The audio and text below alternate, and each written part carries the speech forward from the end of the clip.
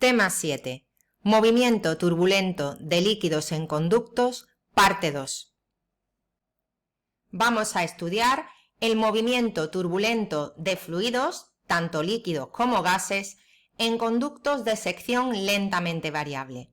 ¿Qué significa que la sección sea lentamente variable? Pues que tendremos incrementos del área del orden del área en incrementos de longitud del orden de L, que será mucho mayor que la raíz cuadrada del área.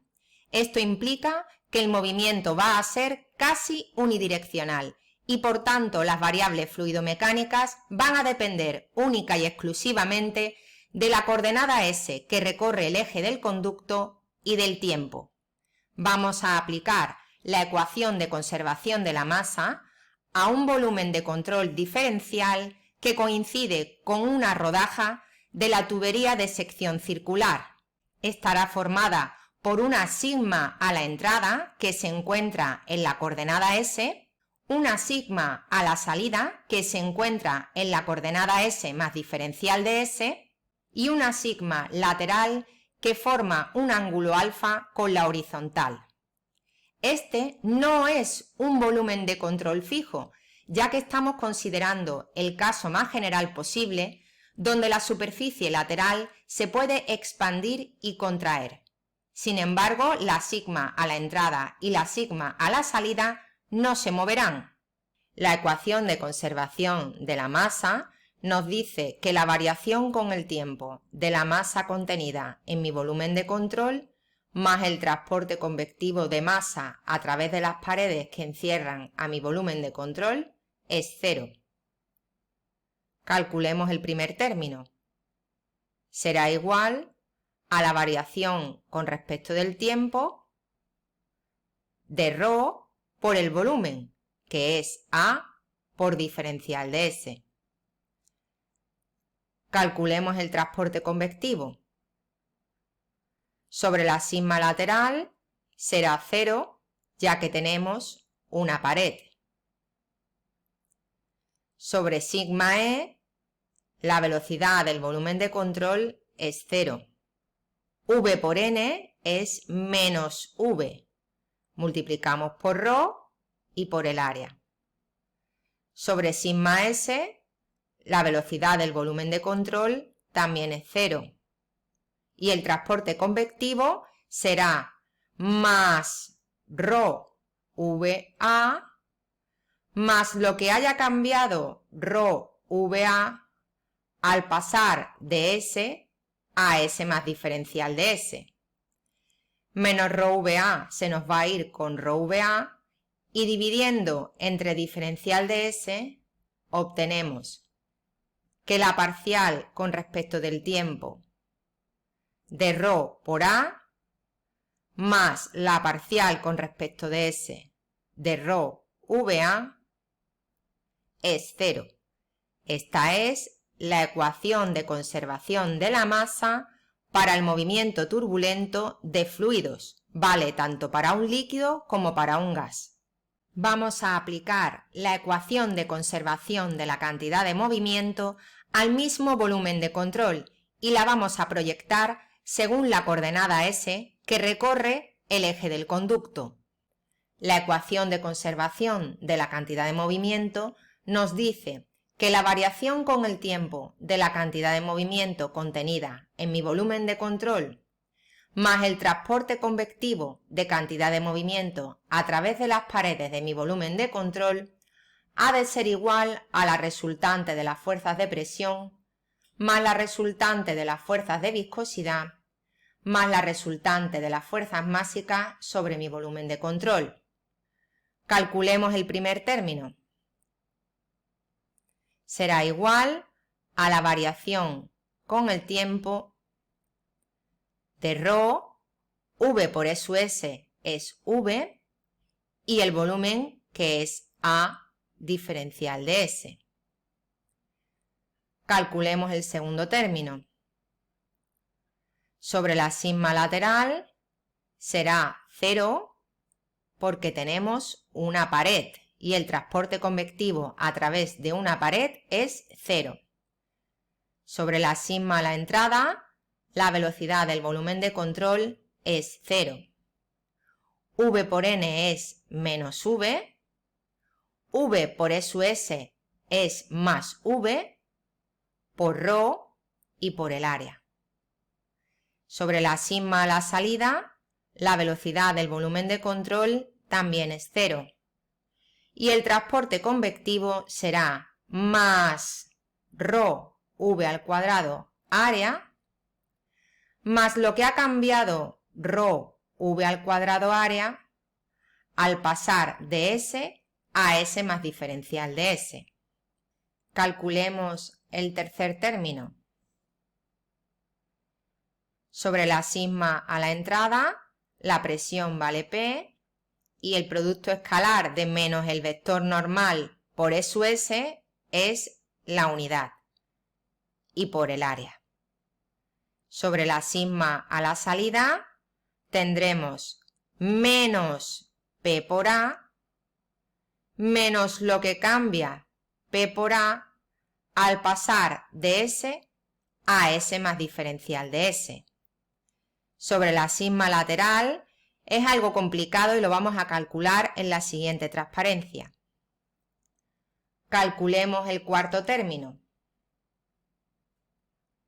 Sobre la sigma a la entrada y sobre la sigma a la salida será 0, ya que el número de Reynolds es grande y además las velocidades son uniformes a la entrada y a la salida. Sobre la sigma lateral, N por tau' es el esfuerzo en la pared. Al multiplicar por el vector E sub S queda menos tau sub P. El área será el perímetro mojado y por diferencial de S. El quinto término será igual a ρ por la proyección de las fuerzas másicas según la coordenada S y por el volumen A diferencial de S. Nos falta calcular la resultante de las fuerzas de presión sobre la sigma lateral. Este es el vector menos P por N. Si lo proyectamos según la coordenada S, nos quedará P seno de alfa, ya que este ángulo de aquí es el mismo que este de aquí. Nos falta multiplicar por el diferencial de área lateral. Si nos damos cuenta que el seno de alfa por el diferencial de área lateral es lo mismo que lo que cambia el área al pasar de la coordenada S a la coordenada S más diferencial de S, obtenemos lo que estábamos buscando, que será igual a P parcial de A con respecto de S, diferencial de S.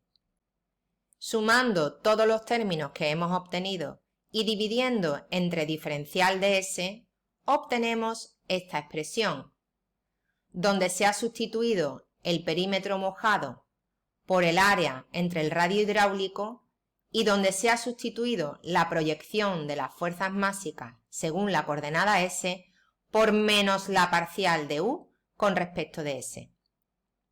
Vamos a desarrollar este primer término como la derivada del producto ρA por V.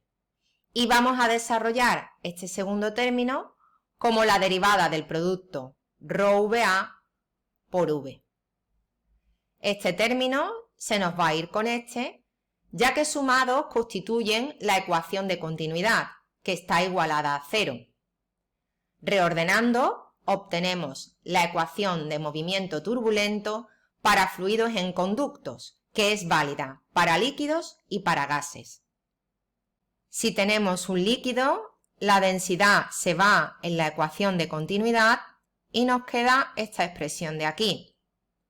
Si tenemos un líquido, podemos introducir la densidad dentro de la parcial con respecto de S y reordenando obtenemos esta expresión de aquí.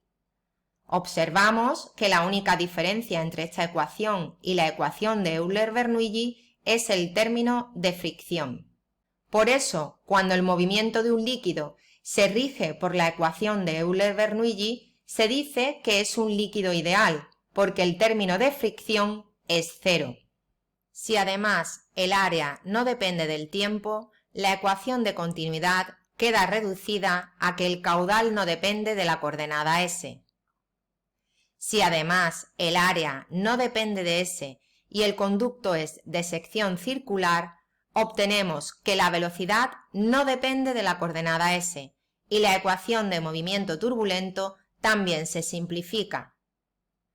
Estimando órdenes de magnitud, llegamos a la conclusión de que el término de fricción entre el término de inercia es del orden del número adimensional lambda L partido por D. Si este número es mucho menor que la unidad, la ecuación de movimiento turbulento queda reducida a la ecuación de Euler-Bernoulli o de fluidos ideales.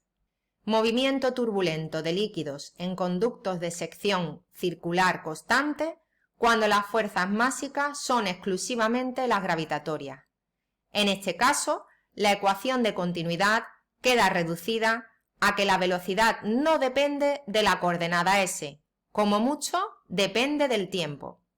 Y la ecuación de movimiento turbulento resulta ρ parcial de v con respecto del tiempo más parcial con respecto de S de P más ρgz igual a menos lambda ρ v al cuadrado entre 2D.